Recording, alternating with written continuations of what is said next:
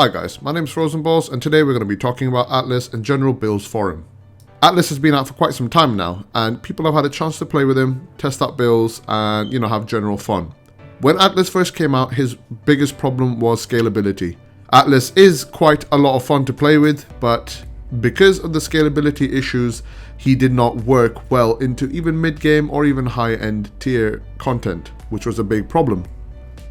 Having said that, DE took the criticism and comments on board, and taking them into account, they made changes to Atlas which actually made him scale pretty effectively and pretty well.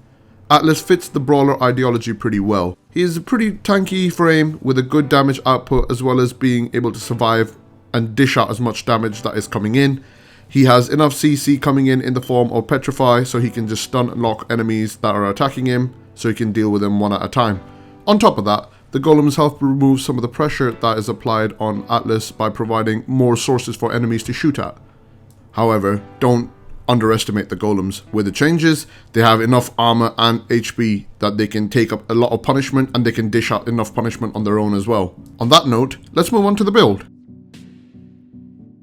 This build focuses on survivability and tankiness. It also has a complement of duration and damage as well. Since Atlas has a high amount of base armor in the first place, using armored agility and steel fiber works, but armor is useless if you do not have an actual HP pool to apply it to, which is why vitality works effectively in this situation. For the sake of added survivability, I use quick thinking and rage for more tankiness.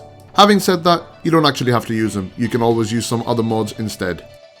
Now usually I always make sure I change the polarity on most of my Warframes to a dash polarity so I can use corrosive projection or energy siphon or some other aura which is useful.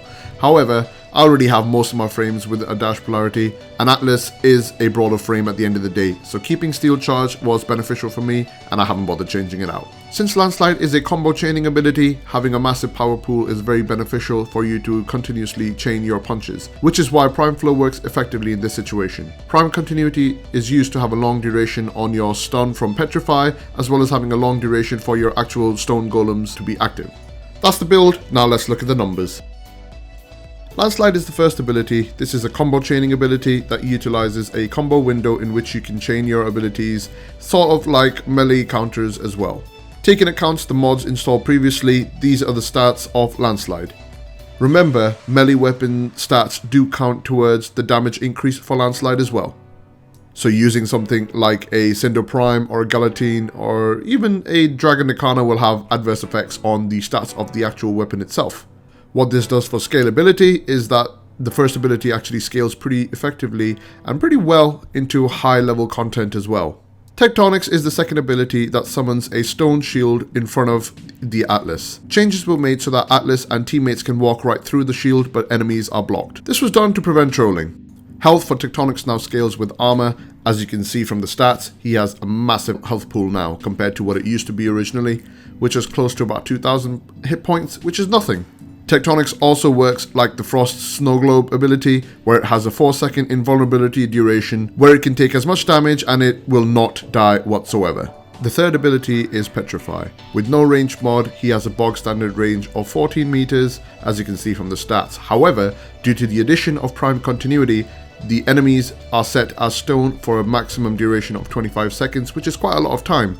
This is free CC, which is really good. Since this is considered sort of like a channeling ability, it has a drain of energy per second, so adding duration mods reduces that drain cost as well.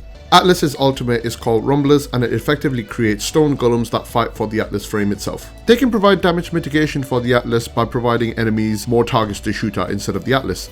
Rumblers now come with 500 base armor and their health and armor also scales based off Atlas's stats as well. So using armor on Atlas is beneficial for his abilities as well. Using the build showed previously, the Rumblers have a total health of 11,940 points and an armor rating of 1500 plus, so it makes them extremely tanky and good bullet sponges. They have a nice duration of nearly a minute and they have a good amount of explosion damage as well as normal damage as well, so they can knock people down when they throw their rocks and they can punch them to oblivion. Onward to some gameplay showcasing the actual abilities in action itself.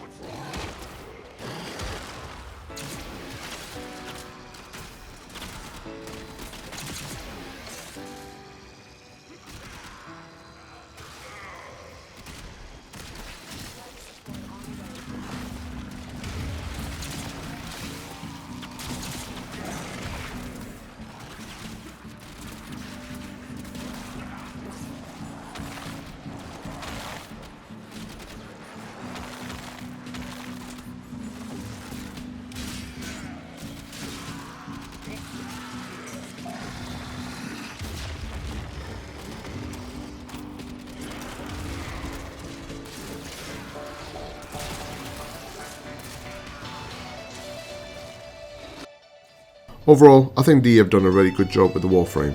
He is well rounded, has good survivability, can dish out just as much pain as he can take, and is quite well balanced. With this build, his survivability goes through the roof. He has enough armor, enough damage, and enough duration that he can take quite a bit of beating, and he can dish out just as much pain as well. His abilities are very simple, yet so much fun. And this is by far one of the most fun frames I've played with in quite some time, especially after the scaling changes. And I would highly recommend him if you haven't tried him out already. Give him a shot, it's quite fun. If I like it, maybe you might do as well. And with that, it's Frozen Boss signing off, and I'll see you in the next one.